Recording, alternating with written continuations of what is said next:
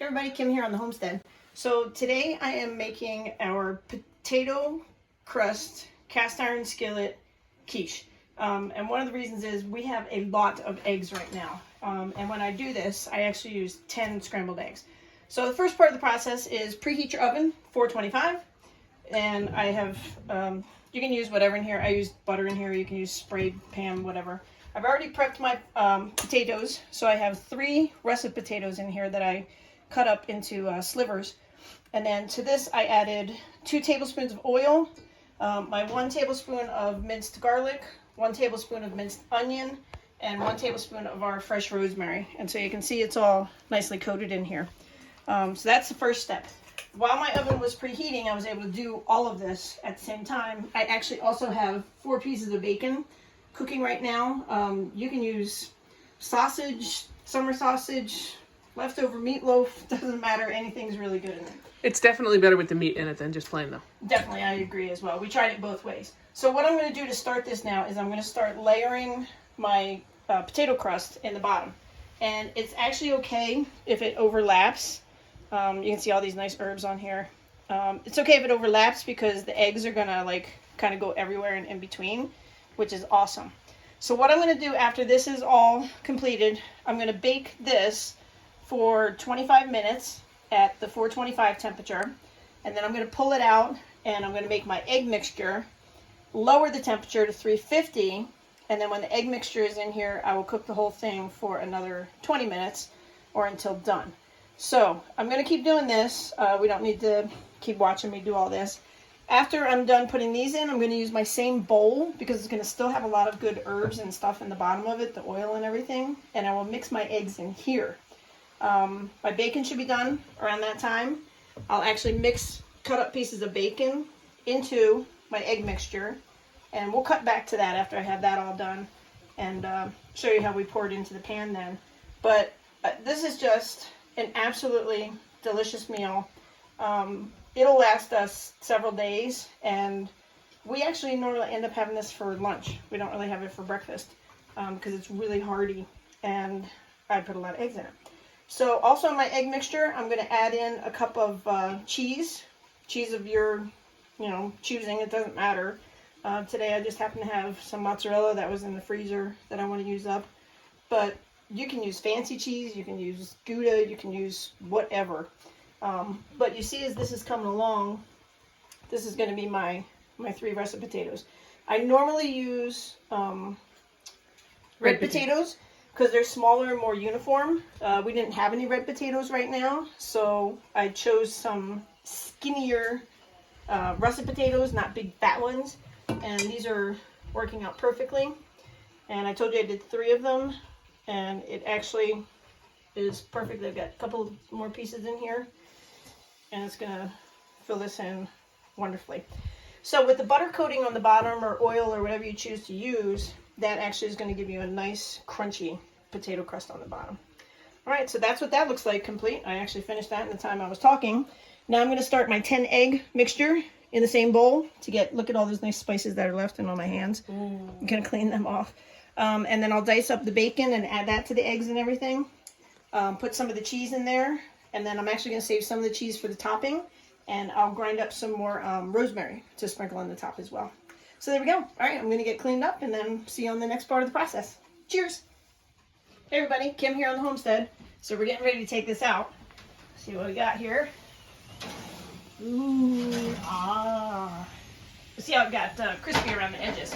It's screaming. It is screaming. So I'm going to turn this down to 350 because after we add the eggs, it has to be at a little bit lower temperature. And I got one little potato that fell over here. Potato down, spud down, spud down. So yeah, Patrina, zoom in on that real quick. That's just beautiful. You can see all the herbs. You can hear it screaming. So, all right, there we go. All right, so we're gonna come on over here. At this point, I have my egg mixture. My bacon's in here. I've cut it up into little pieces. I cooked my 4 pieces of bacon. I let them drain out, get all the grease off of them. And then my leftover bacon fat that I have here, we're actually going to try something pretty cool, I think. So this is our leftover bacon fat from the whole time that we've been here. every weekend on Sunday, we have what we call big breakfast. So this is our bacon fat. We're going to try to make candles out of our bacon fat. So you got these cool little concoctions that help you center your wick. But our mixture is a little bit loose. So we shaved up some beeswax, and we're going to try to thicken it up a little bit. So that's what we do with our extra bacon fat. So when we do that little project, we'll include you on that and see how that goes as well. All right, so get ready to pour my mixture in here. It's probably going to sizzle a little bit. Oh, we're good. So again, this was my... There's the sizzle. And as my oven is down heating now, down to 350, this will bake a little bit in here, but that's fine because it's going to bake at 350. Whoop, there's one little potato. For 20 minutes until it's done. Now, realize you can add anything to this that you want. You want to thicken it up a little bit, add heavy cream. You can add peppers, onions, tomatoes, broccoli, whatever. So you could do a veggie one if you wanted. You can do a total veggie one.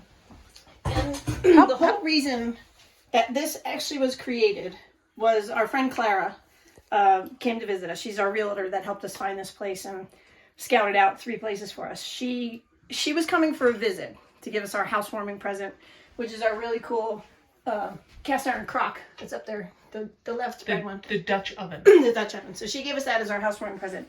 And she's like, so listen, I'm on a cleanse.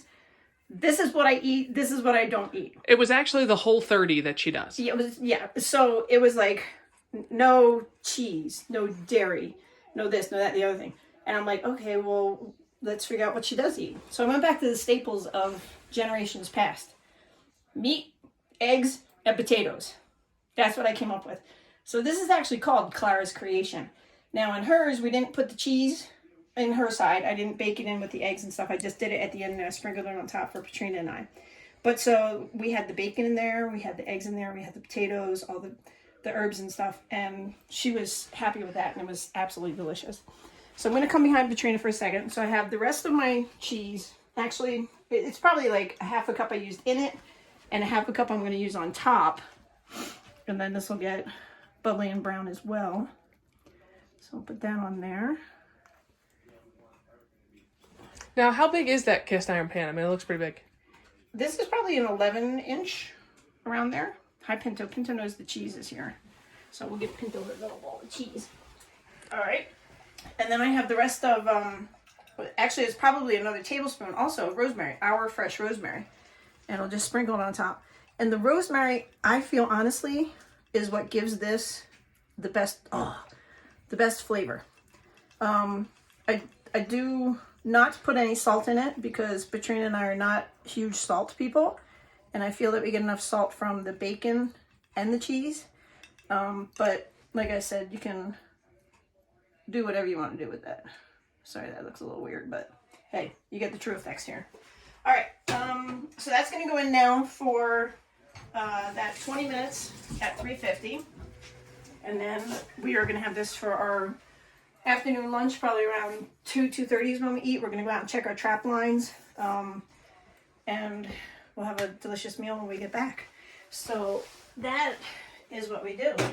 Over here, I have my potato scraps. These are going to go to the chickens. I've already washed and cleaned out my eggs because y'all know at this point that we grind those up and those are going to go in our garden as well. So yeah, everything that we're doing, we're pretty much repurposing and recycling and upcycling and just having fun. So we're looking forward to this. So after this comes out of the oven at the end, we'll just do a quick little final wrap up on this and I want you to try it sometime. Enjoy it. It's lovely. All right, take care. Cheers from the homestead. All right, the time has come. The 20 minutes is up. We're going to pull this out and see what we got going on. I'll turn this off first. And, oh, my loveliness. Oh, shit. Wait, like, look at that. Holy crap. Patrina, zoom in. So you'll see the potatoes nice and crispy around the edges. See some bacon in there. It's a little puffy, too. It is a little puffy. And that's without the heavy cream in there, like I said. We don't feel we need that, but if you want to do that for a thickener. But you see 10 eggs was perfect for this size pan. And the reason we use so many eggs is because our chickens are laying like crazy. We hear about all kinds of people having problem with their chickens in winter and not laying enough eggs. Our girls are kicking it, man. If our girls are kicking it now like this, I don't know what we're gonna do in the summer. We might be like taking eggs to town and selling them or something. But here's your final product. So Now you off camera, you put a little bit of extra cheese on there. oh, I did. I realized I had some Asiago cheese, which is actually our favorite cheese. It's got so much flavor to it. So I shredded just a little bit and I put it on top as well. It's going to change the flavor profile from just like mozzarella or Monterey Jack or whatever. Like I said, Gouda is a real flavorful one, but Petrina, I don't really care for that. So Asiago is our favorite, and I realized I had it, so I just grated a little tiny bit on top, and I can actually smell the Asiago. it's gonna be delicious. So this is what it looks like. So I challenge you to try it. And like I said, we're just calling it Clara's Creation, and that's what we ended up with. So Clara, I'm gonna tag you in it. Thanks for making me make it. I never made anything like this before, and like I said, it was kind of a thing. I was in a pinch, and what staples did we have in the house that we could feed her? Because at that time we were getting close to our 49 days of not going to town, and we didn't really have any fruit left. We didn't have any vegetables left. Yeah, we basically told her like BYO snacks. Yeah, so and she was very kind. She brought us a case of kidney beans, a case of canned corn, because we were getting low on that stuff. So man, good to have friends in town. in places. Yeah. So thank you very much, Clara, for making me come up with this, and we're gonna enjoy it when we get back from the trap line. All right, cheers from the homestead.